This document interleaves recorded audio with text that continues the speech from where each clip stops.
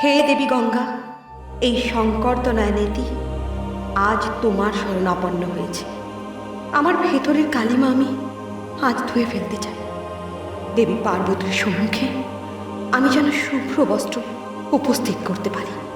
আমার স্বর্গে প্রবেশাধিকার যেন অক্ষুণ্ণ থাকে। জয় জয় দেবী গঙ্গার জয়।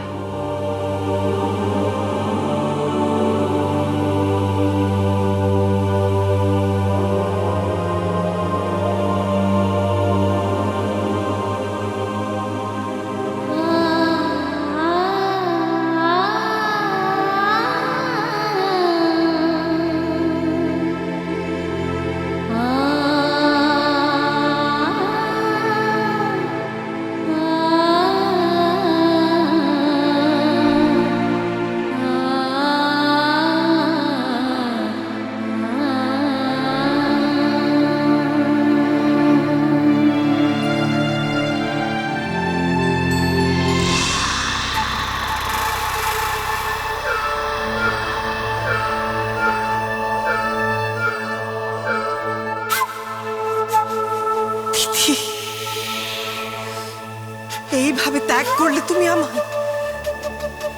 এইভাবে? চিরকাল একমাত্র তুমিই তো আমার পাশে ছিলে, একমাত্র তুমিই তো আমাকে চিরকাল উৎসাহ প্রদান করেছো দিদি। আর আজ বোনকে এভাবে অসহায় অবস্থায় ফেলে যেতে পারলে তুমি? পারলে? তুমি একবারও আমার কথা ভাবলে না? তুমি শুধু দেবী পার্বতীর নির্দেশই তোমার কাছে বড় হলো, বেহুলার পবিত্রতাই তোমায় স্পর্শ করলো। একটা বারও আমার কথা মনে হলো না তোমার? একবারও না?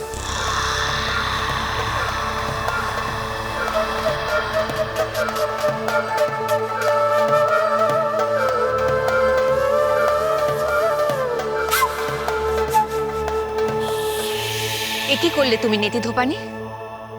তুমি গঙ্গার কাছে গেলে? তুমি জানো না আমি গঙ্গাকে অত্যন্ত অপছন্দ করি। দেবাদিদেব তাকে জটায় ধারণ করতে বাধ্য হয়েছিল ছলা কলার জন্য।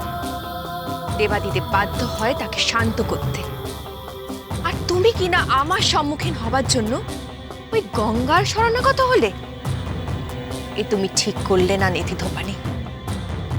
এর জন্য তুমি দেবী পার্বতীর বিরাগ ভাজন হলে। সহজে তোমার মুক্তি নেই আমার হাত থেকে।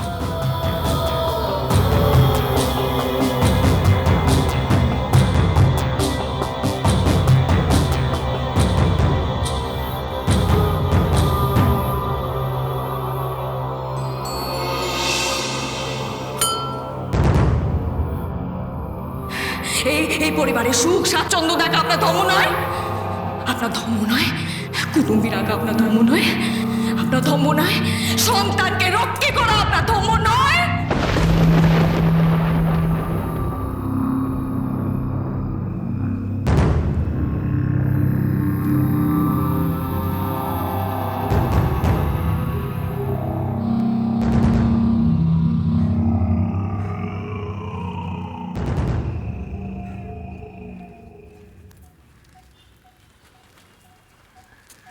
এই স্নান জলটা পান করুন, মনে শক্তি পাবেন।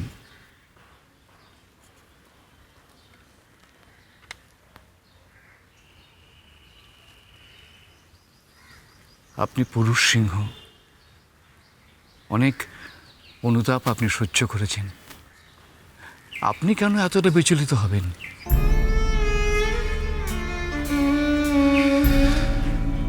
বড় ঠাকুরমশাই, আজ আমার জীবনের ভিত নড়ে গেছে। আপনি ঘরের লোক, আমার বহুকালের সুখ দুঃখের সঙ্গী। আপনাকে বলতে আমার কোনো দ্বিধা নেই। আজ আমি বড়ই কষ্ট পেয়েছি মনে। আমার পরিবার আমাকে সর্বসমক্ষে অপমান করলো, কারণ আজ আমি নিঃস্ব। একজন বণিক যখন সর্বশান্ত হয়ে যায় তখন তার নিজেকে বণিক সমাজের প্রতিনিধি বলা চলে না। অথচ আমি চন্দ্রধর বণিক, বণিক শ্রেষ্ঠ, কোন মুখে বলতে পারেন, কোন মুখে জগতের সম্মুখে গিয়ে দাঁড়াবো, কি পরিচয় দেব নিজের?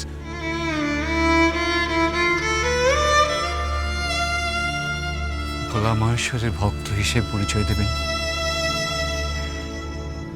আপনি যার ভক্ত, সেই ভোলা মহেশ্বর, দেবাদিদেব, সেও তো পথের ভিখিরি। সেটাই তার আসল পরিচয়।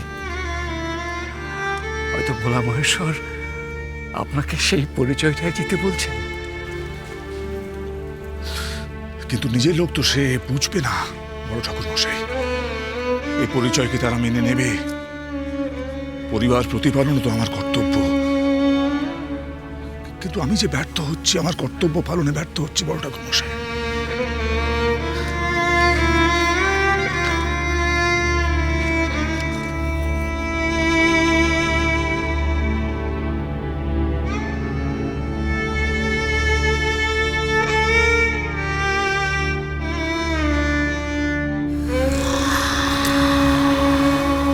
আর কত ত্যাগ সহ্য করব আমি এই যুদ্ধে? আর কত ত্যাগ! নিজের মর্যাদার কথা না ভেবে, নিজের মর্যাদাকে ধূলিসাৎ করে কতবার আমি চন্দ্রধর বণিককে আমার আরাধনা করতে বলেছি,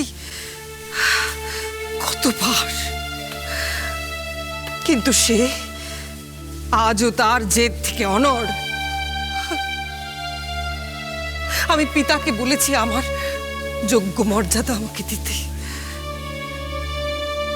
কিন্তু দেবী পার্বতীর চক্রান্তের কারণে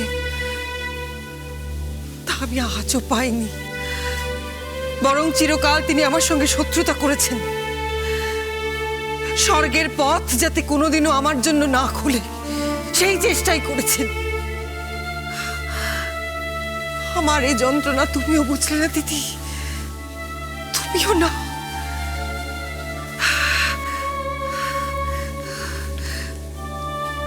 দেবী পার্বতীকে সমুচিত জবাব না দিয়ে তুমি নীরবে তারই নির্দেশ পালন করে চলেছ। এই অপমান আমি সহ্য করি কি করে? কি করে সহ্য করি, কি করে?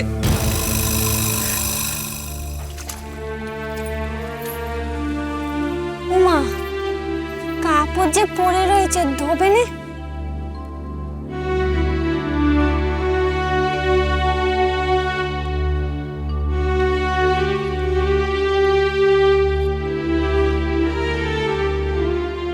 যদি এ কাপড় শ্বেত শুভ্র না হয়, তাহলে চিরকালের মতো আমার সম্মুখেও স্বর্গের দরজা বন্ধ হয়ে যাবে। কোনো কালেই আর বেহুলা স্বর্গে পৌঁছবে না। কোনো কালেই পদ্মাবতী স্বর্গের দেবী হতে পারবে না। যেভাবেই হোক আমাকে এই বস্ত্রের কালিমা মোচন করতেই হবে।